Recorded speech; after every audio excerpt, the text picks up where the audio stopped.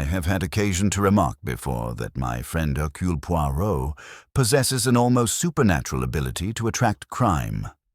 It follows him about like a faithful spaniel, appearing at the most inconvenient moments and in the most unlikely places.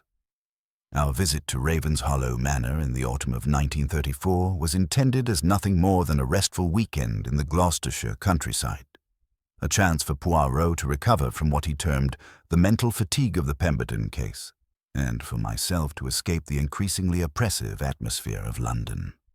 How naive we were to suppose that murder would grant us even a brief respite.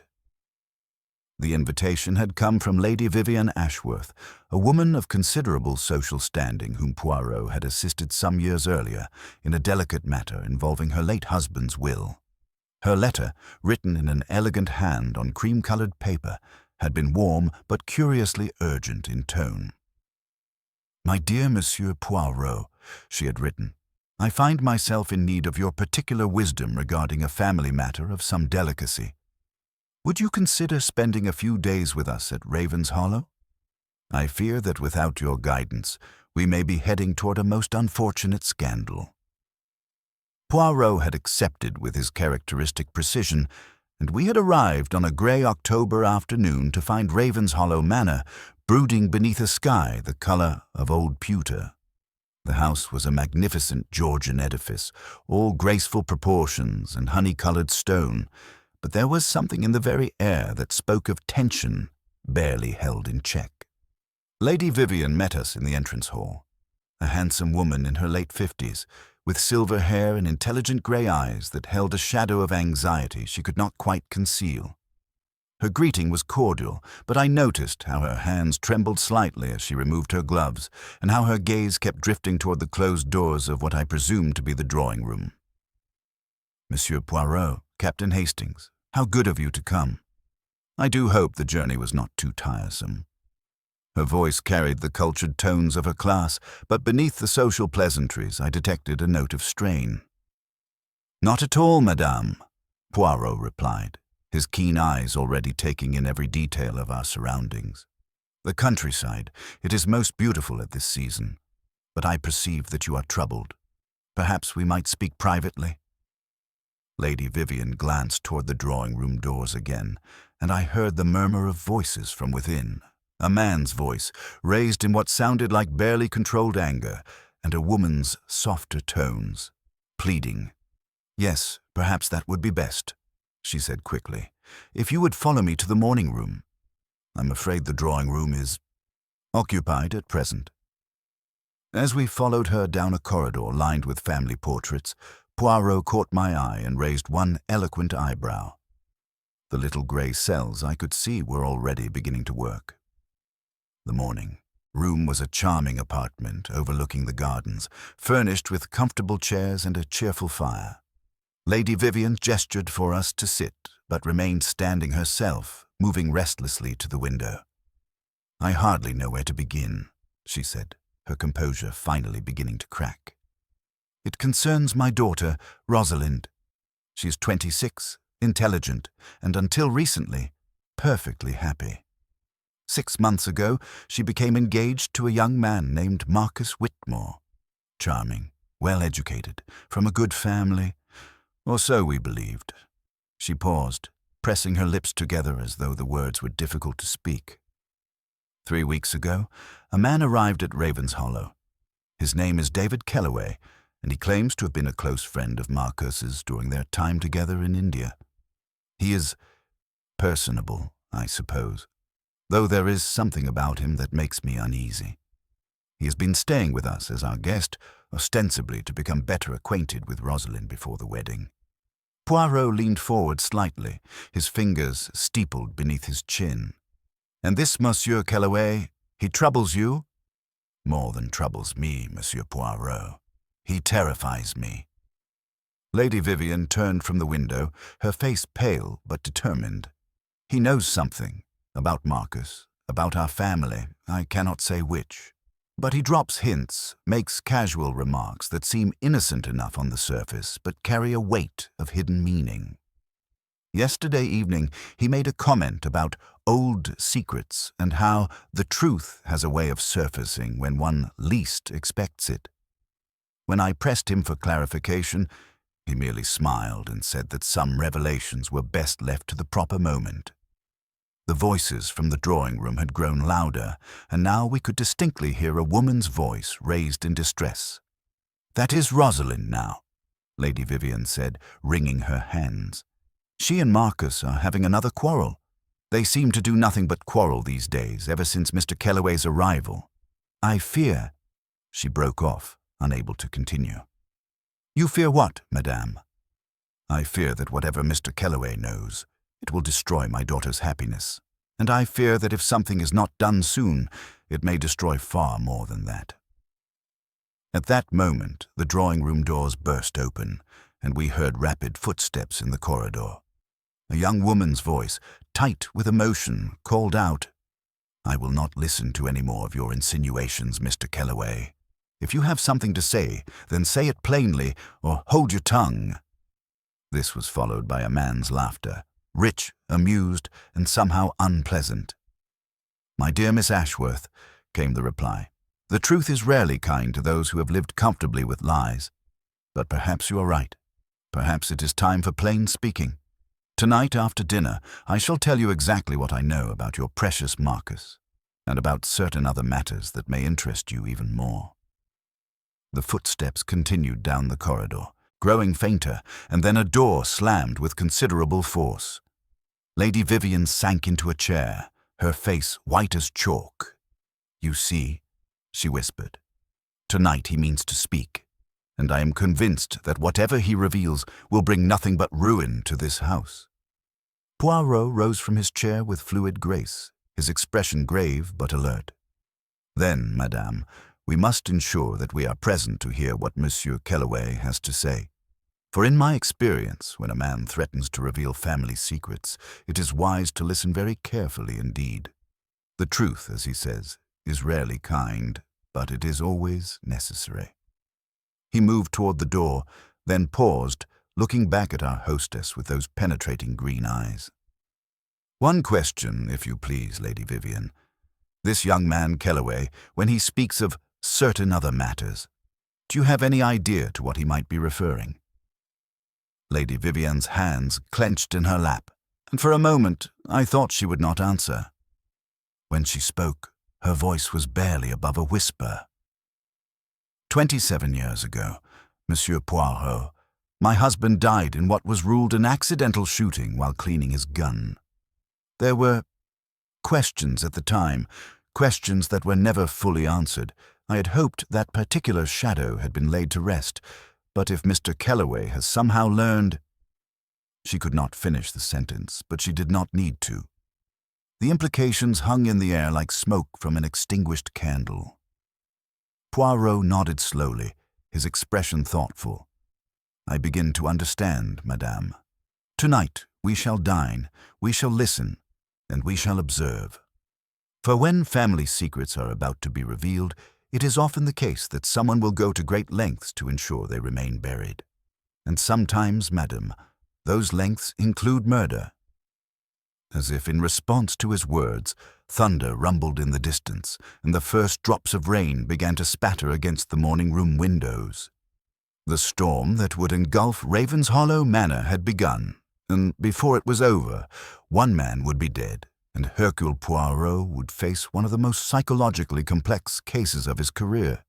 The lover who knew the family secret was about to speak, but someone else had already decided that he must be silenced forever.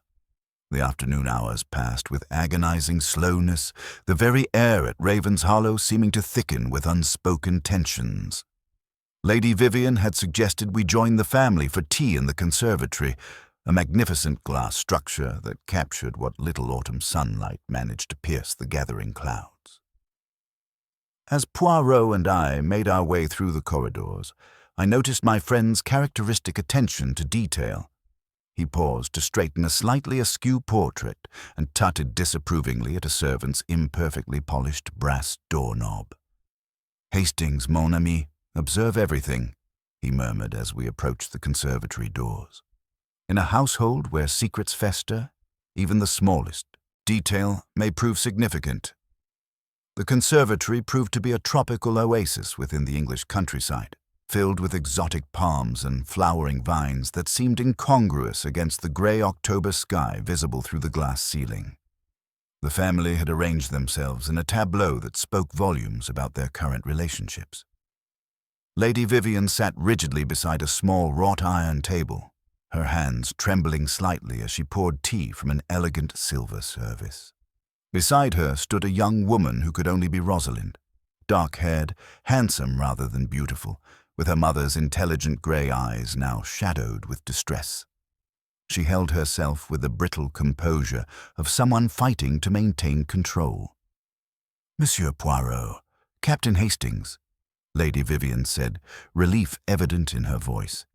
"Please do come and meet everyone properly. Rosalind, darling, this is the gentleman I mentioned." Rosalind extended her hand with mechanical politeness. "Monsieur Poirot, I hope Mother hasn't been troubling you with our family dramatics. I'm sure they must seem quite trivial." "Nothing concerning the human heart is trivial, mademoiselle," Poirot replied gently. Near the windows stood a tall, fair-haired man in his early 30s, impeccably dressed but radiating barely controlled anger. His handsome features were marred by a scowl as he stared fixedly at the gardens beyond. "My fiancé, Marcus Whitmore," Rosalind said, her voice carefully neutral. Marcus turned, offering a perfunctory handshake. "Mr. Poirot." I confess I'm not entirely clear why Lady Vivian felt it necessary to invite a detective to what should be a simple family gathering. Before anyone could respond, a smooth voice interrupted from the doorway. Perhaps because Lady Vivian possesses the wisdom to recognize when truth requires excavation. We turned to see David Kellaway lounging against the doorframe with studied casualness.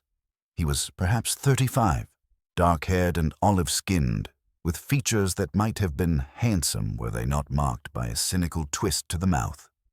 He moved into the conservatory with predatory grace, his pale grey eyes taking in every detail of our group. "David Kellaway," he said, extending his hand to Poirot. "I've heard of your methods, Monsieur Poirot. Tell me, do you believe every secret deserves revelation, or are some truths better left buried?" Poirot regarded him steadily. "I believe, monsieur, that truth is like water. It will find its way to the surface eventually. The question is not whether secrets should be revealed, but what one intends to do with them once known." Kellaway's smile didn't reach his eyes. "How philosophical. I look forward to continuing this discussion over dinner." "If you have something to say, Kellaway, say it plainly," Marcus burst out, his composure finally cracking. "I'm tired of your insinuations." "My dear, Whitmore," Kellaway replied silkily. "Direct accusations are so vulgar. I prefer to let facts speak for themselves. Tonight, after dinner, I shall share some fascinating discoveries about old friendships and older secrets. I think you'll find them most illuminating." Rosalind made a small, choked sound. Lady Vivian's teacup rattled against its saucer. "Some subjects are best left undisturbed, Mr. Kellaway," Lady Vivian said coldly. "Oh, I quite agree," he returned. "Unfortunately, the past has a way of refusing to stay buried, especially when it involves matters of life and death." The words fell into sudden silence. Through the glass walls, I could see storm clouds gathering on the horizon, and the first drops of rain began to spatter against the conservatory roof. Kellaway checked his watch with theatrical precision. "Nearly time to dress for dinner. I do hope everyone has a good appetite. I find revelations are best served with the final course." As he sauntered from the room, the tension he left behind was almost palpable. Poirot's eyes had taken on that peculiar intensity I knew so well, and I realized that whatever game was being played at Ravenshollow Manor, the stakes were higher than any of us yet understood. The evening promised to bring either resolution or catastrophe. Dinner at Ravenshollow Manor was a study in civilized warfare, conducted with bone china and crystal weapons. The dining room's dark paneling seemed to absorb the candlelight, while ancestral portraits gazed down with expressions that appeared to judge the living as harshly as they had once judged their contemporaries. Outside, the storm that had threatened all afternoon finally broke in earnest, rain lashing against the tall windows with increasing violence. Lady Vivian presided at the head of the mahogany table with admirable composure, though I noticed her hands trembled slightly as she lifted her wineglass. Rosalind sat to her left, pale and silent, picking at her food with mechanical movements.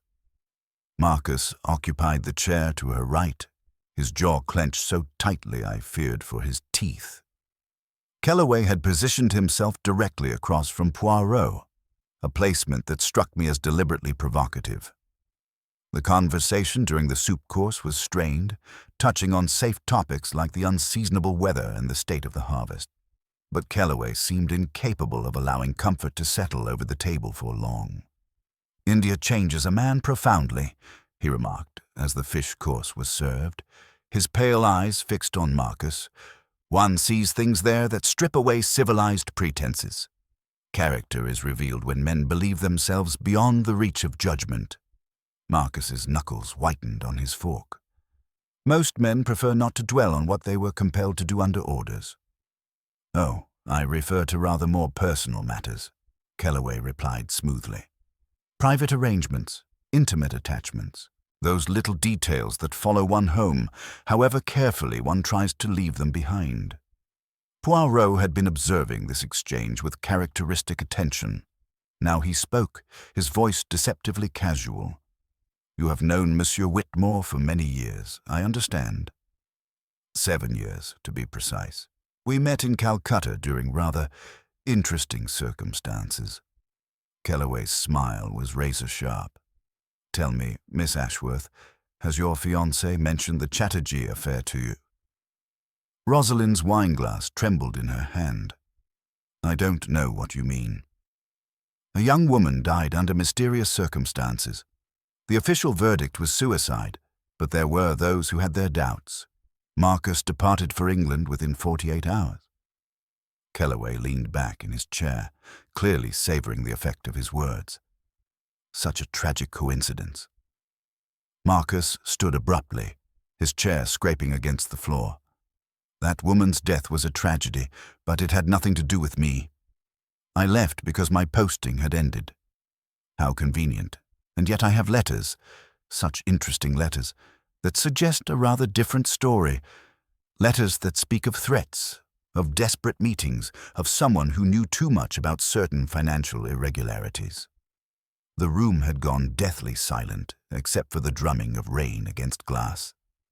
Lady Vivian's voice cut through the tension like ice. "Mr. Kellaway, you will not use my dinner table as a stage for your melodrama." "But Lady Vivian, melodrama is precisely what this family excels at. Take your late husband's death, for instance. Such a tragic accident. A man cleaning a gun he never used, dying from a wound that suggested rather different circumstances than those officially recorded." Lady Vivian made a small, choked sound. Her hand went instinctively to her throat, where a string of pearls gleamed against her black silk dress. Poirot's voice was quiet, but commanding. "These letters you mentioned, monsieur, you have them in your possession." "Safe in my room, along with other documents that may interest you greatly. Documents concerning events in this very house 27 years ago." Kellaway's eyes glittered with malicious satisfaction. "I've made quite a study of the Ashworth family history. Fascinating reading." "This is monstrous," Lady Vivian whispered. "You come into my home as a guest."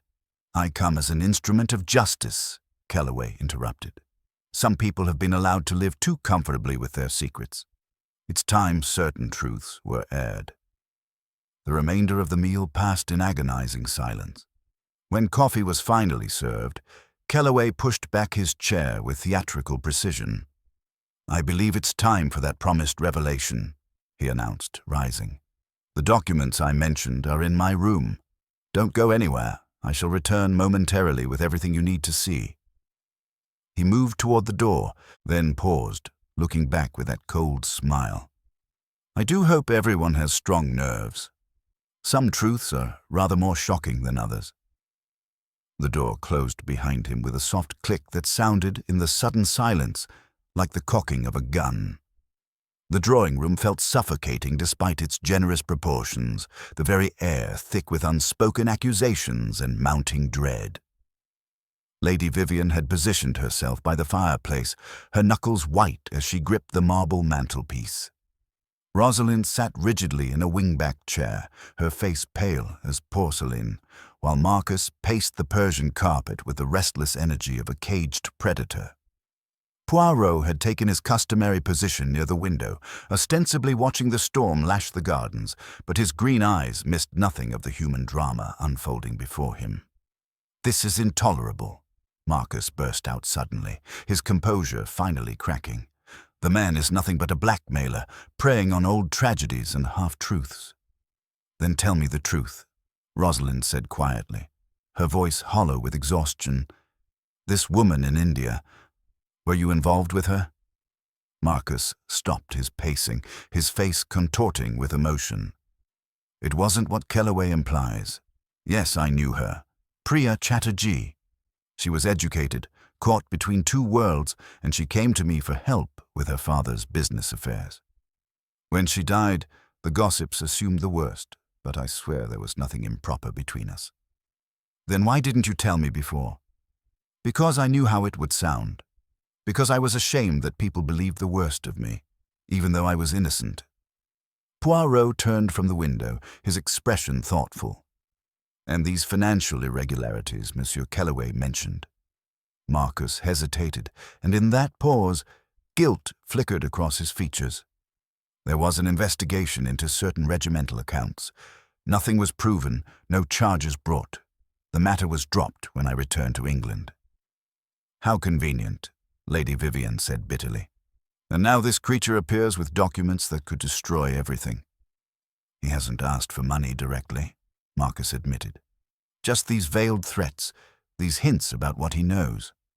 Unless his objective is something else entirely," Poirot murmured. "Tell me, when exactly did Monsieur Kellaway contact you?" 3 months ago.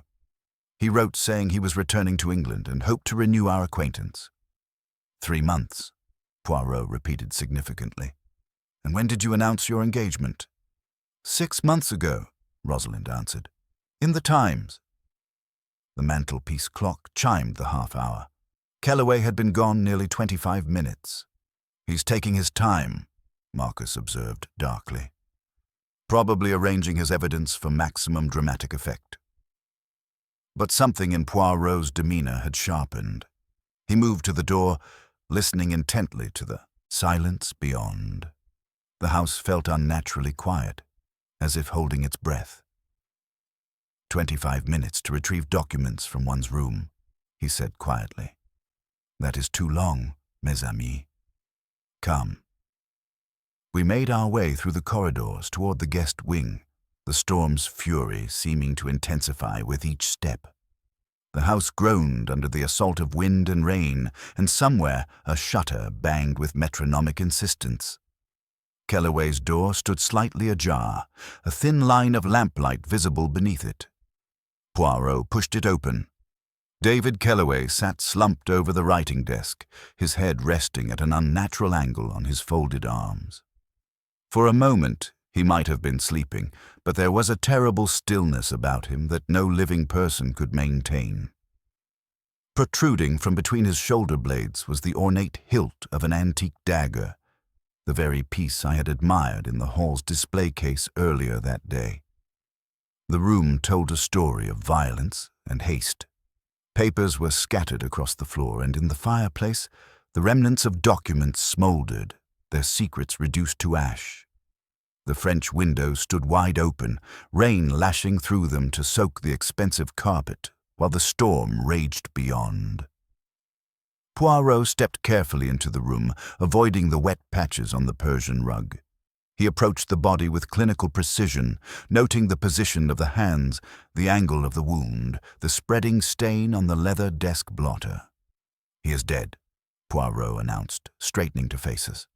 stabbed from behind with considerable force. The blade has pierced the heart. Death would have been almost instantaneous. His eyes moved to the fireplace, where the last embers of burned papers glowed like malevolent eyes.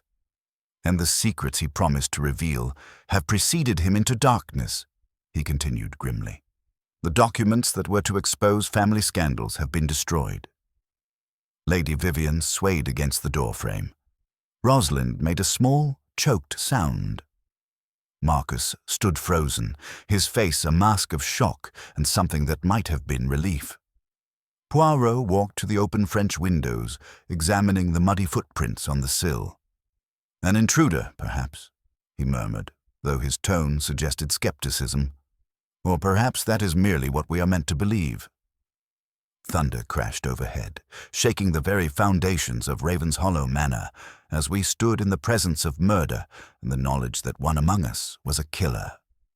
The silence that followed our grim discovery seemed to stretch into eternity, broken only by the relentless drumming of rain against the French windows. Lady Vivian stood frozen in the doorway, her face white as parchment, while Rosalind pressed her handkerchief to her lips to stifle what might have been a sob or a scream. Marcus remained motionless, his eyes fixed on the ornate dagger protruding from Kellaway's back with an expression I could not quite decipher. Poirot was the first to recover his composure, moving with characteristic precision to secure the scene. He closed the French windows firmly and turned the key in the lock, pocketing it with deliberate care. "Nothing must be disturbed," he announced, his voice cutting through the shocked silence. "This room will remain exactly as we found it until the authorities arrive. Lady Vivian, you will be so good as to telephone the police immediately." "That dagger," Lady Vivian whispered, her voice barely audible above the storm. "It belonged to my late husband. It was always kept in the display case in the entrance hall." Poirot's green eyes sharpened with interest. "Indeed? Then someone in this house removed it with deliberate intent. That is already most significant." Marcus found his voice at last, though it trembled with barely controlled emotion. "We must contact the police at once. Good God, a man has been murdered under our roof." "Precisely why we must proceed with the utmost care," Poirot replied, ushering us from the room and locking the door behind him. "Until the authorities arrive, no one enters this room, no one leaves the house, and everyone must account for their movements during the past half hour." The local police arrived within the hour, led by Inspector Bradshaw, a solid, methodical man whose weathered features spoke of long experience with rural crimes. His initial examination of the scene was thorough, if unimaginative, and I could see Poirot watching him with that peculiar intensity that indicated his little gray cells were already working at full capacity. "Straightforward enough," the inspector announced after his preliminary investigation. "Intruder gained entry through the French windows, surprised the victim at his desk, stabbed him from behind, then fled the same way. The storm would have masked any sounds." Poirot, who had been examining the muddy footprints with his pocket magnifying glass, straightened with a slight frown. "You believe this was a burglary gone wrong, Inspector?" "What else could it be? The windows were found open, there's mud on the sill and papers scattered about. Classic signs of interrupted theft." "And yet," Poirot observed mildly, "nothing appears to have been taken. The victim's gold watch remains on his wrist. His wallet containing several pound notes lies undisturbed on the bedside table, and his silver cigarette case has not been touched." Inspector Bradshaw's confidence wavered slightly. Perhaps the burglar was interrupted before completing the theft. "From behind?" Poirot's eyebrows rose eloquently. "The wound enters between the shoulder blades at a precise downward angle, suggesting the victim never turned around at all. He was struck while bent over his work, completely unaware of his attacker's approach. This speaks not of panic, but of cold calculation." Moving to the fireplace, Poirot gestured toward the smoldering remains of documents. And our panicked intruder took time to burn specific papers? That suggests premeditation, not hasty opportunism. As the inspector organized his constables, Poirot began his own methodical examination of the room. His small, precise hands moved over objects that seemed insignificant to my eyes. The position of an overturned inkwell, the angle of the desk chair, the exact placement of scattered papers. "Hastings," he called softly. "Observe this curious detail." He was examining Kellaway's left hand, which appeared to be clenched. Gently prying open the fingers, he revealed a small brass button of the type commonly found on dinner jackets or heavy cardigans. Torn from the killer's clothing in the struggle? Inspector Bradshaw suggested. His interest piqued. Poirot held the button up to the lamplight, studying it with intense concentration. Perhaps. And yet, see how the thread is attached? It is cut cleanly, not torn. This button was removed deliberately, not pulled away in violence. "Planted evidence?" I asked. "It is a possibility we cannot ignore, mon ami. Someone wishes us to find this clue, which means someone is playing an elaborate game of misdirection." Near the fireplace, among the ashes of the burned documents, Poirot discovered a fragment that had escaped complete destruction. "Part of a date," he murmured, studying the charred paper. October 14th, 1907, 27 years ago, the year of Lord Ashworth's death. Most interesting. The systematic questioning that followed revealed the expected contradictions and gaps. Lady Vivian had excused herself briefly to telephone her sister, claiming to need privacy for family matters. Rosalind had stepped onto the terrace despite the rain, seeking air after the suffocating tension of dinner. Marcus had wandered the corridors, smoking and thinking, passing directly by the display case that had housed the murder weapon. Each alibi was plausible yet incomplete, each explanation reasonable yet somehow unsatisfying. As Poirot observed the interplay of glances and carefully measured responses, I could see his mind cataloguing every hesitation, every defensive gesture, every unspoken fear. "The victim promised to reveal family secrets tonight," he said finally, addressing the assembled group in the drawing room. Someone ensured he would never have that opportunity. The question that remains is this: which secret was worth killing for? And whose? The storm continued to rage outside, but within Ravenshollow Manor, a different kind of tempest was brewing, one that would test every relationship, expose every hidden truth, and ultimately reveal that sometimes the most dangerous secrets are those we keep from ourselves. The grey morning light filtering through Ravenshollow Manor's tall windows seemed to drain the colour from everything it touched, leaving the house feeling more like a mausoleum than a home. Inspector Bradshaw had returned at dawn with 2 additional constables, his methodical nature asserting itself through systematic interviews and careful documentation. I found Poirot in the morning room, seated with his customary precision, his green eyes bright with the particular intensity that indicated his little grey cells were working at full capacity. "The evidence grows more interesting by the hour, Hastings," he murmured, stirring his tisane with geometric precision. "Our murderer is indeed an artist, but like many artists, he has signed his work without realizing it." Inspector Bradshaw entered, his notebook already open. "I've completed the formal statements, Monsieur Poirot. Each suspect maintains their story from last night, but there are inconsistencies. Lady Vivian claims she was telephoning her sister, but the exchange confirms the lines were down. Miss Ashworth says she was on the terrace, but the maid saw no one there during her rounds, and Whitmore's library alibi doesn't hold water. The door was locked from the inside when we checked this morning." Most illuminating. Poirot replied. "And what of the physical evidence?" "That's where things get interesting. The button found in Kellaway's hand. It's not from any garment we've examined belonging to our suspects, but Mrs. Reynolds, the housekeeper, mentioned something curious when I pressed her about missing buttons. Poirot leaned forward with sharp attention. One of the old coats in the mudroom, belonged to the late Lord Ashworth, is missing a brass button, identical to the one we found. The coat's been hanging there for 27 years, untouched. The mudroom? Poirot said slowly. Which connects directly to the garden path, leading to the guest wing. Someone wished us to find that button, Inspector, but they chose their symbol too carefully. They have connected this murder not to any living person, but to a dead man, and to a very specific location.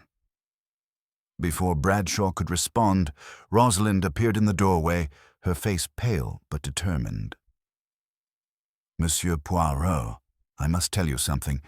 About last night, I wasn't entirely truthful. She entered, her hands trembling slightly as she took the offered chair. I didn't simply go to the terrace for air. I went to meet Marcus. He had slipped me a note during dinner, asking me to meet him in the garden gazebo at 9 o'clock. He said he had something vital to tell me before Kellaway could speak. And did you meet him? Poirot asked gently. I waited 20 minutes in the rain. He never came. Her voice broke slightly. I've been tormented all night, wondering if he was killing Kellaway while I stood there like a fool. This note, you have it still? Destroyed it in anger. But now I wonder. The handwriting looked like Marcus's, but something about it felt wrong. Too careful. Too deliberate. At that moment, Marcus himself appeared, his face haggard with sleeplessness and strain. I heard my name. Rosalind, what are you telling them? The truth, she replied coldly. About the note you sent. About how you left me standing in the storm. I sent no note. Marcus's voice cracked with desperation. Someone is trying to frame me. Can't you see? First the button, now this fabricated evidence. Poirot rose smoothly, his expression thoughtful. Perhaps, Monsieur Whitmore. But tell me, when you searched through Lord Ashworth's papers in the library last week, what exactly were you seeking? Marcus went white. How did you... Miss Ashworth observed you burning documents. Documents bearing your regiment's crest. What secrets from India were you so desperate to destroy? The silence stretched taut as a violin string. Through the windows, I could see the gardener working near the mudroom entrance, the very path that connected the old tragedy to the new. The past and present intertwine most curiously in this case. Poirot observed quietly. A dead man's coat provides the clue. A forged note creates a false alibi, and burned documents hide old sins. Someone has orchestrated this drama with considerable skill, but they have made one crucial error. What error? Inspector Bradshaw demanded. Poirot's smile was enigmatic. They have assumed that because a secret is buried, it cannot be uncovered. But secrets, Inspector, are like seeds. Given the right conditions, they always find a way to grow, and this particular garden has been very carefully tended indeed.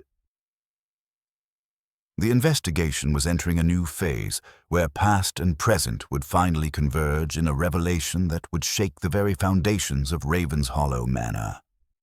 The grey afternoon light seemed to leach all warmth from Ravenshollow Manor, leaving the house feeling more like a mausoleum than a home. Inspector Bradshaw had established a systematic approach to the investigation, separating the household members and conducting individual interviews. Poirot, granted permission to pursue his own inquiries, had requested the drawing room for a series of private conversations. An unexpected visitor arrived just as the afternoon interviews were to begin. A thin, elderly man with sharp eyes and the weathered appearance of someone who had spent decades in service. Inspector Bradshaw introduced him as Thomas Granger, who had served as Lord Ashworth's valet at the time of his death 27 years earlier. "I heard there'd been trouble at the manor," Granger said, his voice carrying the careful diction of a trusted servant. "Thought it might be time to speak up about certain matters I've kept to myself all these years." Poirot gestured for him to sit, his attention absolute. "You have information about Lord Ashworth's death?" "Not just his death, sir, about what led up to it." Granger's gnarled hands twisted his cap nervously. "His lordship received a letter 3 days before he died. Came from India, it did. After reading it, he locked himself in the library for hours. When he emerged, he looked like death itself." "Do you know what the letter contained?" "No, sir, but I heard him arguing with her ladyship that night. Something about obligations that couldn't be ignored, and her ladyship crying, saying some truths were better left buried." Lady Vivian was summoned immediately. She entered the drawing room with rigid composure, though her face had gone pale at Granger's words. Her mourning black gown, so appropriate to her widowhood, now seemed almost prophetic. "You knew about this letter?" Poirot asked gently. She sank into a chair, her hands clasped so tightly the knuckles showed white. "My husband had a son in India, born to a local woman during his first posting there, before we married. He supported them financially but never acknowledged the boy publicly. The letter informed him that the mother had died, and the boy, then 17, wished to come to England." "And Lord Ashworth's response?" "He was torn between duty and scandal. If he acknowledged the boy, our family would be ruined socially. If he refused, he would abandon his own flesh and blood." Her voice trembled. 3 days later, he was dead. Poirot rose and began to pace, his hands clasped behind his back. "This boy from India. What became of him?" "I sent money, a substantial settlement with the understanding he would never contact us again. I received one acknowledgement letter and then silence. For 27 years, silence. Until David Kellaway appeared. The acknowledgement letter, do you still possess it?" "It's in the safe in my late husband's study." Within minutes, we stood in Lord Ashworth's preserved study, watching as Lady Vivian's trembling fingers worked the combination of an ornate wall safe. Inside, among legal documents and family papers, lay a single yellowed envelope postmarked Calcutta, October 1907. Poirot extracted the letter with careful precision, his eyes scanning the faded ink. His expression grew increasingly intent. "Most interesting," he murmured, holding the letter where we all could see. At the bottom, in a bold, confident hand, was written, "Your obedient son, David Kellaway Ashworth." The silence that followed was absolute. "Kellaway was Lord Ashworth's illegitimate son," Inspector Bradshaw exclaimed. "Indeed," Poirot replied quietly. "Which explains much about his behavior, his knowledge of family secrets and his presence here. But it also creates new questions. Why did he not claim his inheritance openly? Why this elaborate charade of being Marcus's friend from India?" "What would have been the legal consequences?" I asked. Lady Vivian's voice was barely audible. As the eldest son, legitimate or not, he would have inherited everything. The title, the estate, the fortune. Rosalind would have been left with only what the law required for daughters. And Marcus Whitmore's advantageous marriage would have become considerably less advantageous. Poirot observed, the web of motives was growing more complex by the moment. Poirot turned to face us all, his green eyes bright with understanding. "We now see the true scope of this tragedy. David Kellaway came not as a blackmailer seeking money, but as a son seeking recognition or perhaps revenge for 27 years of abandonment. Someone in this house knew who he truly was and killed him to prevent that revelation." "But who?" Inspector Bradshaw demanded. "That, Inspector, is what we must now determine. For we have not one murder to solve, but two deaths connected by a single, terrible secret that someone has killed to protect. The psychological atmosphere within Ravenshollow Manor had shifted dramatically following the revelation of David Kellaway's true parentage. What had been mere suspicion and fear now crystallized into something far more dangerous. The desperate calculation of cornered animals. The grey afternoon light filtering through the tall windows seemed to leach warmth from everything it touched, leaving the house feeling more like a mausoleum than a home. Poirot had requested the drawing room for what he termed his conversations of understanding. Unlike the formal police interviews, these would be explorations of the human psyche, designed to reveal not just facts, but the emotional truths that drove people to murder. Lady Vivian entered first, her black silk dress rustling against the Persian carpet. She sat with military precision, hands folded, but I noticed the slight tremor in her fingers as she arranged her skirts. "You understand, Monsieur Poirot," she began, her voice carefully controlled, "that I did not wish David's death. Whatever my failings 27 years ago, I am not a murderess." Poirot inclined his head thoughtfully. "You are a woman of order, madame. For you, reputation is not vanity, but structure, the framework that holds your world together. When threatened, you are capable of ruthlessness, yes, but not the physical brutality we witnessed. Your weapons are social, financial, legal, not the crude dagger." A flicker of pain crossed her features. "You judge me accurately. I feared what David's claims would do to this house, to Rosalind's future. I even considered offering him more money to disappear again. But murder? No, I have lived with one death on my conscience for 27 years. I could not bear another." When she departed, Rosalind took her place, her youth and modern sensibilities seeming incongruous among the heavy Victorian furnishings. She sat differently than her mother, less rigid, more defiant. "So now we know David was my half-brother," she said, her voice hollow. "He came here to destroy everything we've built." "Did he?" Poirot asked gently. "Or did he come seeking something else entirely? Consider this, mademoiselle. He did not go immediately to lawyers or newspapers. He came as a guest, observed, participated. That suggests not merely destruction, but evaluation." Rosalind's composure wavered. "He told me he hadn't decided about us yet, about whether we deserved to lose everything. He wanted to see what kind of people we really were." She gave a bitter laugh. "I suppose he saw quite enough." "And what did you see in him?" The question hung in the air.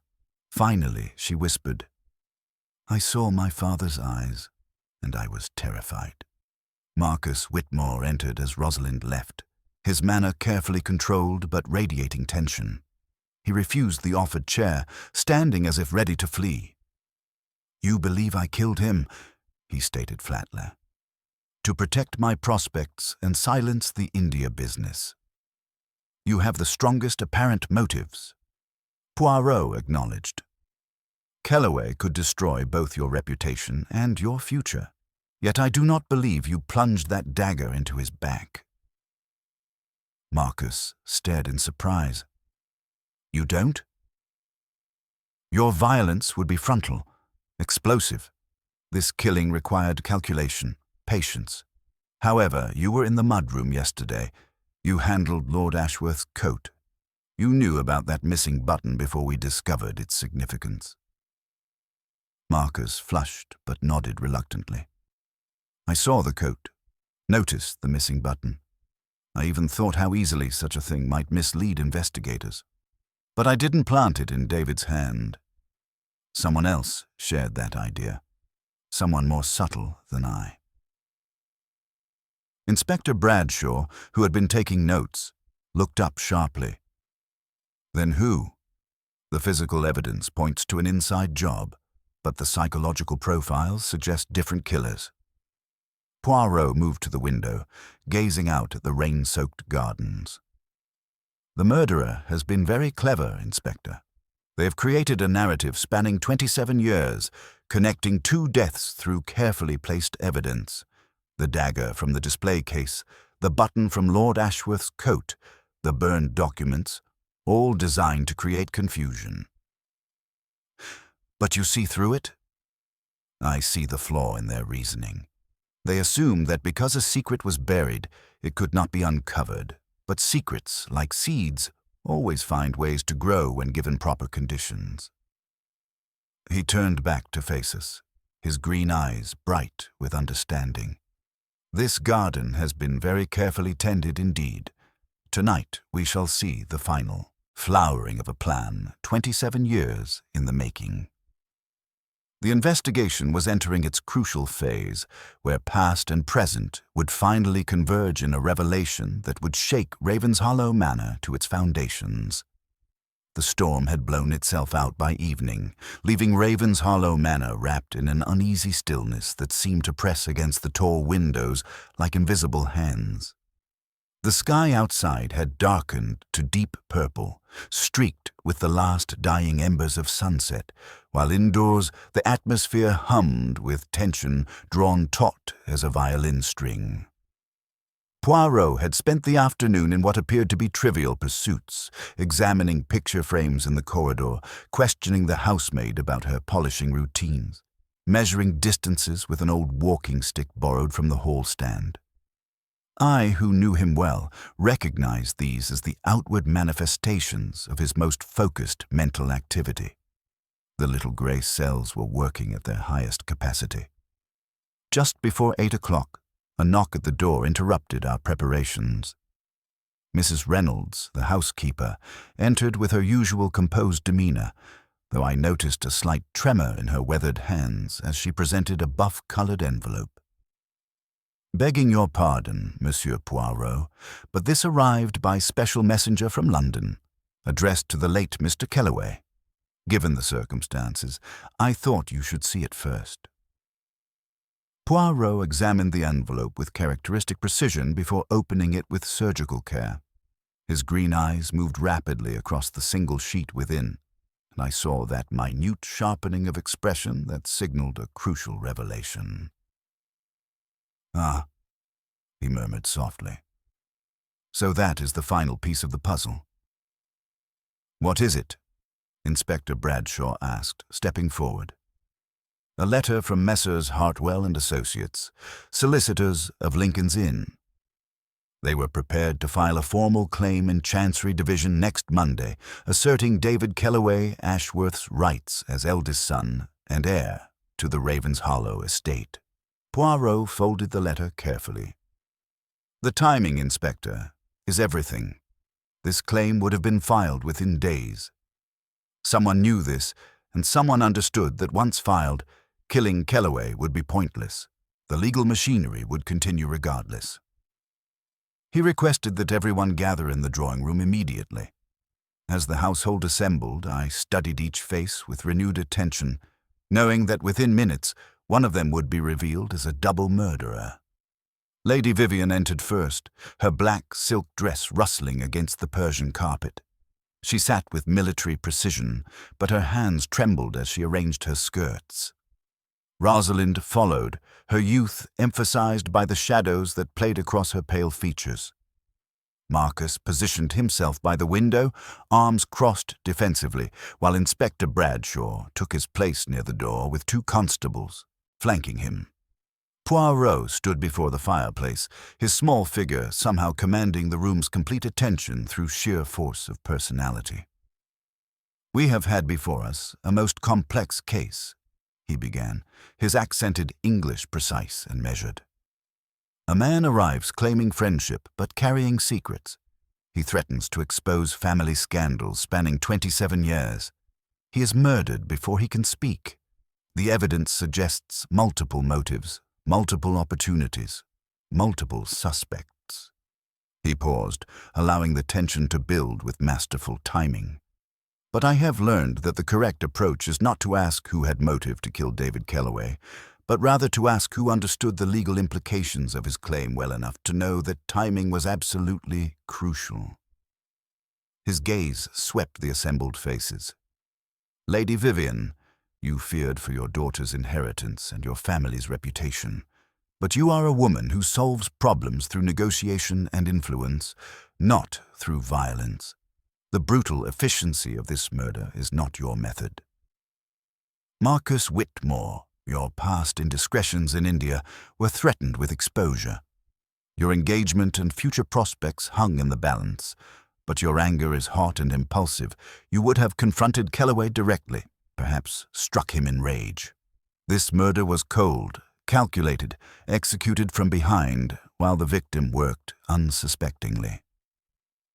Rosalind, you stood to lose everything, your home, your inheritance, your secure future. But you are young, and youth seeks dramatic solutions. You would have confronted your half-brother openly, demanded explanations, perhaps even accepted his claims if convinced of their justice. Poirot moved to the center of the room, his hands clasped behind his back.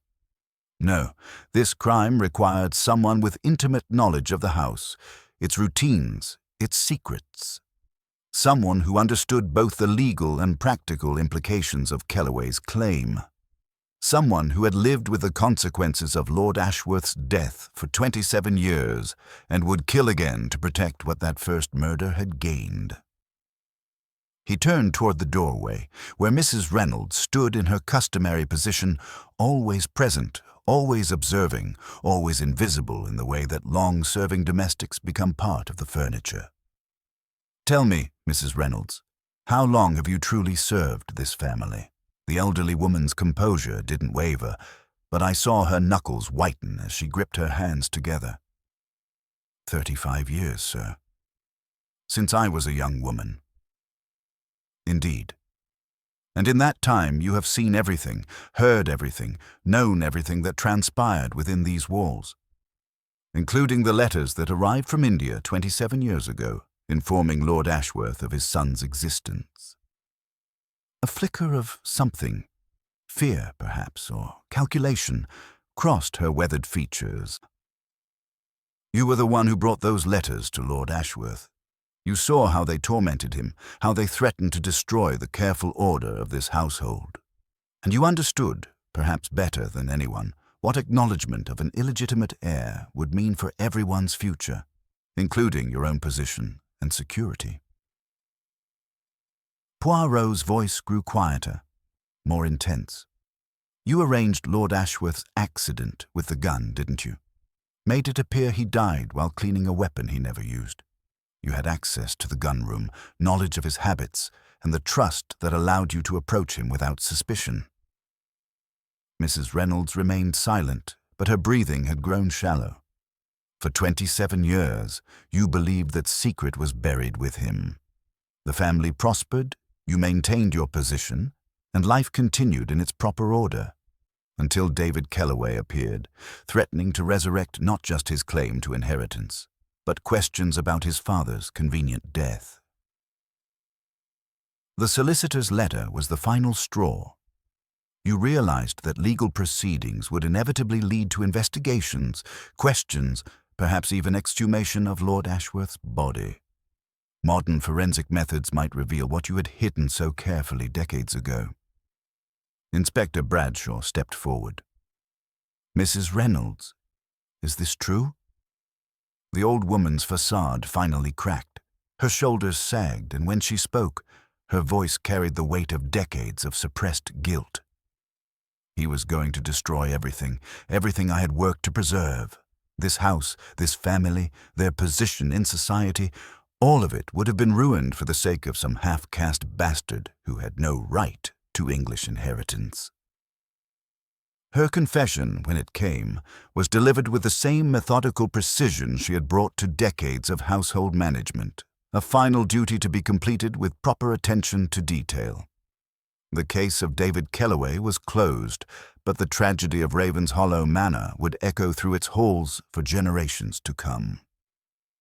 The confession of Mrs. Reynolds unfolded with the same meticulous precision she had brought to 35 years of household management. Inspector Bradshaw positioned his constables strategically, though the elderly woman made no attempt to flee.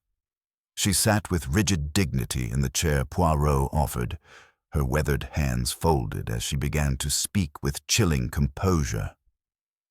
"I was 23 when I came to Ravenshollow," she said, her voice steady despite the gravity of her situation. "Lord Ashworth was a kind employer, Lady Vivian a fair mistress. This house represented everything proper society should be: order, beauty, respectability.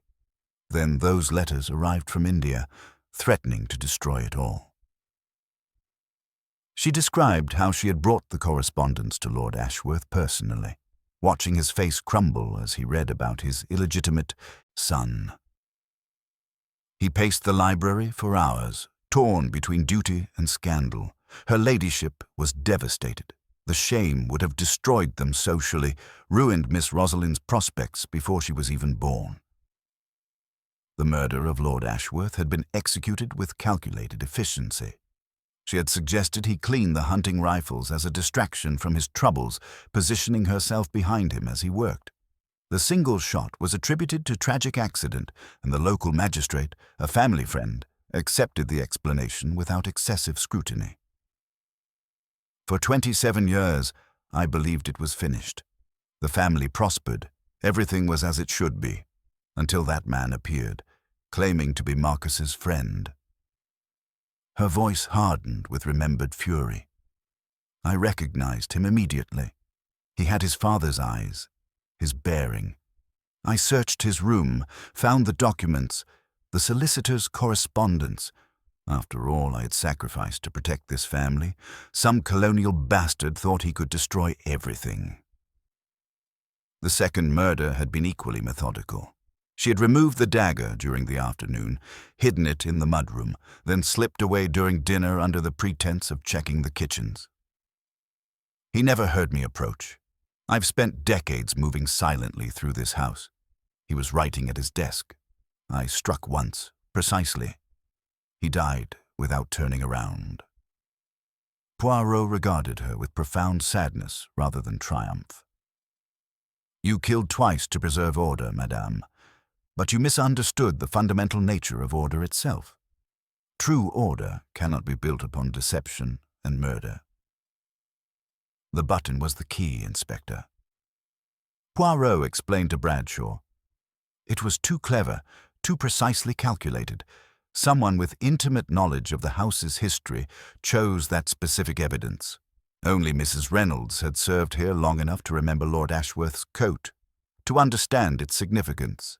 And the burned documents, they were destroyed efficiently, methodically, exactly as one would expect from someone accustomed to managing household fires. As the constables led Mrs. Reynolds away, she maintained her terrible dignity. "I protected this family for 35 years. That must count for something." Lady Vivian sat frozen, tears streaming down her pale cheeks. Rosalind had buried her face in her hands, while Marcus stood by the window with an expression of profound shock mixed with relief. "What will happen to the estate?" Marcus asked quietly. "The legal claim dies with David Kellaway," Poirot replied. "But there is one reparation that can be made, Lady Vivian. David Kellaway Ashworth should be recognized as your husband's son, not in the law courts, but in the records of this house. His name should stand beside those of your ancestors, not hidden away like a stain." Lady Vivian's eyes filled with fresh tears. "Yes, that much at least I can do." The grey morning brought our departure from Ravenshollow. Lady Vivian stood on the steps, her black gown a stark symbol of loss, of a husband, a son, and now a lifetime's carefully guarded deceptions. "I do not know how to thank you, Monsieur Poirot," she said. "You have saved what little can be saved." "No, madame. I've merely put things in their proper order. It remains for you to live with that order, and to make of it something better than what went before." As our car rolled down the long drive, I glanced back at the manor, its stone facade glistening in weak sunlight. "Do you think they will ever be happy there again, Poirot?" He smoothed his mustaches thoughtfully. Happiness, mon ami, is not always the fruit of ignorance. Sometimes it comes when one has looked at the truth and has not turned away. For years, this house lived upon a lie. Now the air is clearer, if also colder. Perhaps they will learn to breathe it. 2 deaths, Hastings, he murmured as the countryside rolled past. Both committed in the name of order and family honor. But true honor cannot exist where truth is murdered alongside men. That is the tragedy of Ravenshollow. Not that secrets existed, but that people believed those secrets were worth killing to protect. The case was closed, but its lessons would endure. That loyalty without conscience becomes tyranny. That some prices are too high to pay for respectability, and that the truth, however painful, must ultimately be served. Several weeks had passed since our return from Ravenshollow when the thick envelope bearing the Ashworth crest arrived at our London flat. Poirot examined it with characteristic precision before breaking the seal, his green eyes brightening with interest as he unfolded Lady Vivian's elegant stationery. "It is as I anticipated, Hastings," he said, settling into his favorite chair. "Lady Vivian writes to inform us of the aftermath of our investigation." The letter revealed that the inquest had concluded with appropriate verdicts: murder in David Kellaway's case, and death caused by the unlawful act of another. Regarding Lord Ashworth, though no further legal proceedings could be pursued after 27 years, Mrs. Reynolds awaited trial, having made a full confession that spared the family additional scandal. The newspapers, deprived of salacious details through careful legal management, had contented themselves with vague references to tragic family complications in Gloucestershire. Most significantly, Poirot continued, "Lady Vivian has instructed her solicitors to amend the private family register. David Kellaway Ashworth is now officially recorded as Lord Ashworth's son, with his photograph displayed in the blue sitting room. Not with fanfare, but with quiet dignity.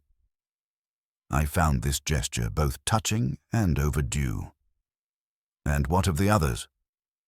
"Rosalind has broken her engagement to Marcus Whitmore, not through dramatic confrontation, but through mature recognition that too many illusions had been stripped away.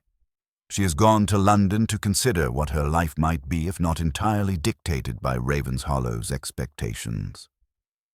Poirot's approval was evident in his tone. For the first time, Lady Vivian expresses willingness to let her daughter choose her own path.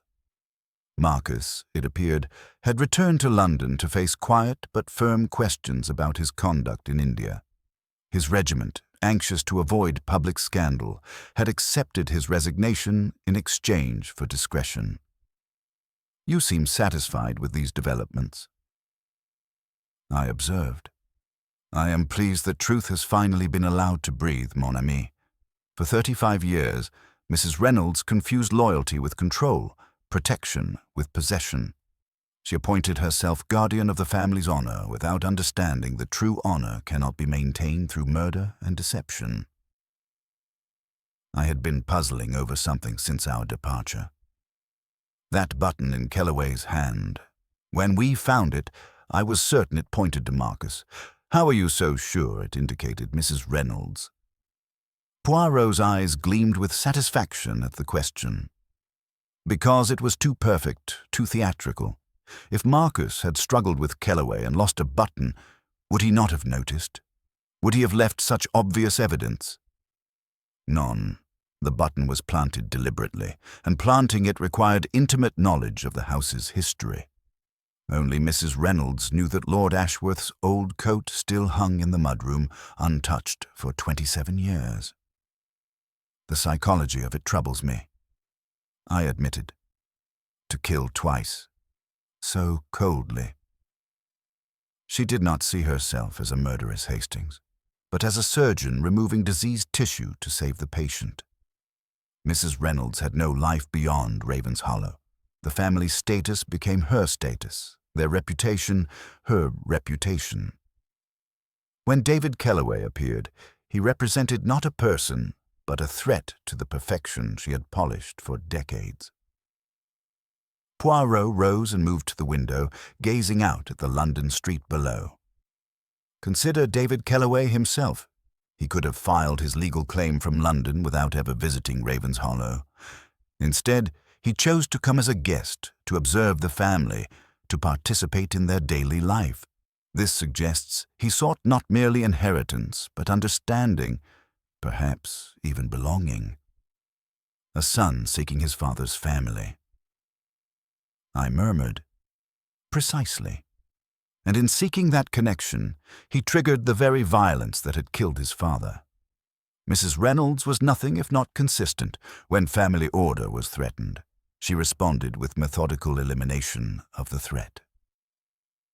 The afternoon light was fading as we sat in contemplative silence.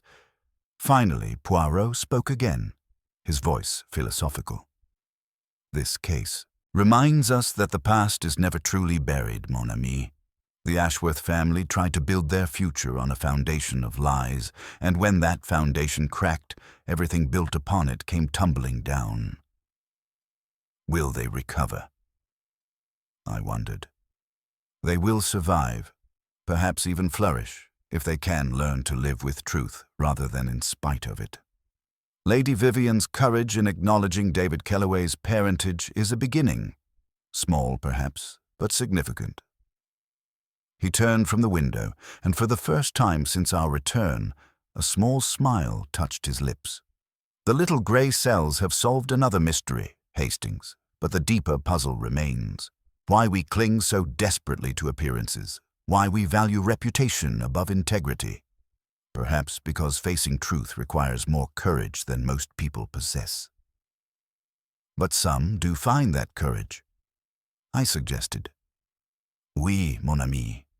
And that is what gives one hope for humanity, even in the darkest of circumstances.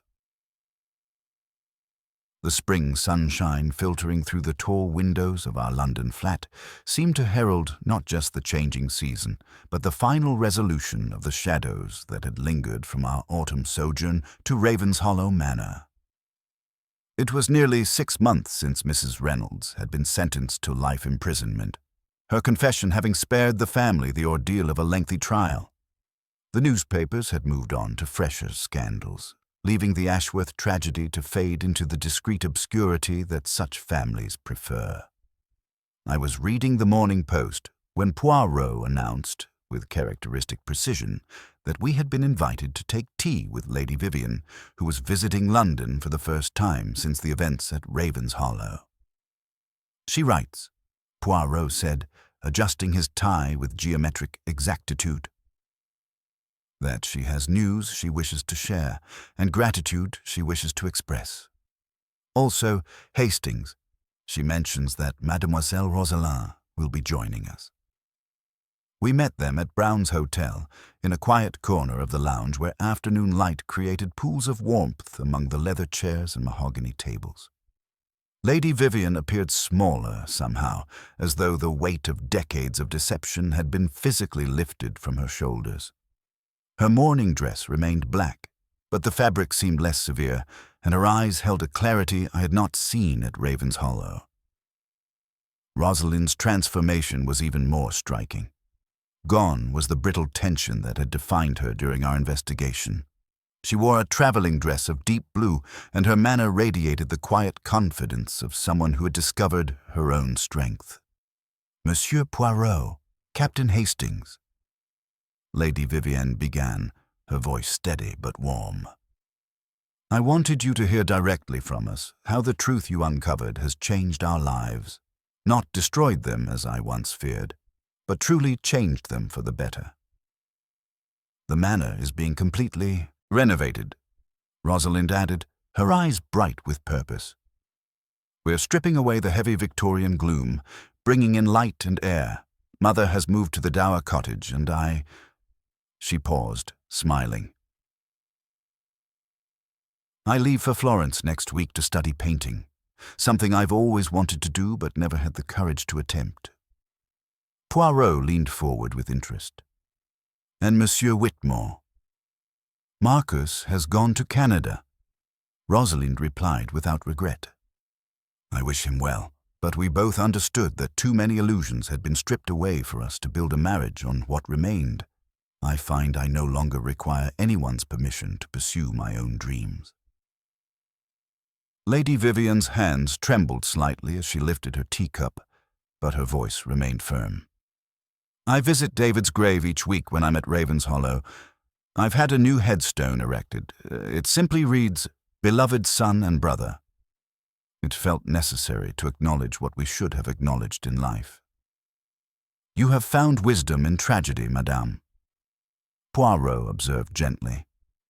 "To honor the dead is important, but to live fully in truth is the greater tribute." As we walked back through the London streets afterward, I found myself reflecting on the psychological complexities that had driven the case. Poirot, what troubles me most is how Mrs. Reynolds reached the point where murder became merely another household task. How does a person's moral compass become so completely corrupted? Poirot paused to straighten a slightly askew newspaper placard, his need for order asserting itself even in casual moments. "She did not become a murderess overnight, mon ami. Mrs. Reynolds evolved through decades of small compromises, each justified by the greater good of family preservation. For 35 years, she controlled every detail of Ravenshollow, the polish on the silver, the arrangement of flowers, the very rhythm of daily life. But surely there's a vast difference between managing a household and committing murder." In her mind, none. When Lord Ashworth's illegitimate son threatened to disrupt that carefully maintained order, Mrs. Reynolds saw it not as a moral dilemma, but as a practical problem requiring solution. The gun was merely another tool, a means to restore proper order. We had reached our flat, and Poirot immediately began his evening ritual of arranging objects to his satisfaction. He picked up a deck of cards from the side table and began laying them out in perfectly geometric rows. "It is curious, Poirot," I observed, "that Mrs. Reynolds killed to preserve order, while you solve crimes to restore order. Yet you could not be more different." Poirot paused, a king of hearts suspended in his hand. But you mistake the nature of the order we seek, Hastings. Mrs. Reynolds desired the order of the crypt, static, unchanging, preserving the dead facade at the cost of the living soul. She believed that if one arranges the surface perfectly enough, the rot beneath ceases to matter. He placed the card with deliberate precision, completing his pattern. "My order, the order of the little grey cells, is the order of the clear window. It allows light to enter. It reveals the dust, yes, and the cracks, but it also reveals the world as it truly is. One cannot build a solid house on a foundation of lies, no matter how beautiful the carpet one places over them. Because truth, like water, finds a way through." I quoted his earlier words. Precisely, Mrs. Reynolds tried to hold back the tide of truth with a dam of silence and corpses. Such strategies are destined always to fail. He swept the cards together in a single fluid motion, the pattern vanishing as quickly as it had been formed. "What haunts me most about this case is the waste. Lord Ashworth might have acknowledged his son and weathered the social consequences. David Kellaway might have been welcomed into the family, enriching rather than destroying it. But fear of scandal and Mrs. Reynolds' twisted loyalty transformed what might have been a story of reconciliation into a double tragedy." The fire crackled softly in the grate as evening settled over London. Outside, the ordinary sounds of the city continued. The clip-clop of horses, the distant call of a street vendor, the eternal rhythms of life moving forward despite tragedy and revelation. The family will truly recover now, I said, thinking of Rosalind's bright eyes and Lady Vivian's newfound peace. They have begun the process by acknowledging David Kellaway posthumously and choosing to live with truth rather than in spite of it. It is a small gesture, perhaps, but profoundly significant. They are learning that some prices are too high to pay for the illusion of respectability. Poirot moved to the window, gazing out at the London evening with satisfaction. So ends the affair at Ravens Hollow, Hastings. Another reminder that the human heart contains depths of both darkness and light. We must always remember, it is not secrets themselves that destroy us, but our desperate attempts to keep them buried. Truth, however delayed, will always find its way to the surface. And sometimes, I added, thinking of Rosalind's transformation and Lady Vivienne's courage, when it does, it brings not destruction, but liberation. Exactement, mon ami. That is what gives one hope for humanity, even in the darkest circumstances. Now, shall we dine? After so much English melancholy, I feel the need for some Belgian order, and perhaps a soufflé arranged with proper mathematical precision. As we prepared to venture out into the London evening, I reflected that the ghosts of Ravenshollow had finally been laid to rest, not through violence or concealment, but through the simple, courageous act of acknowledging truth and choosing to live fully in its light.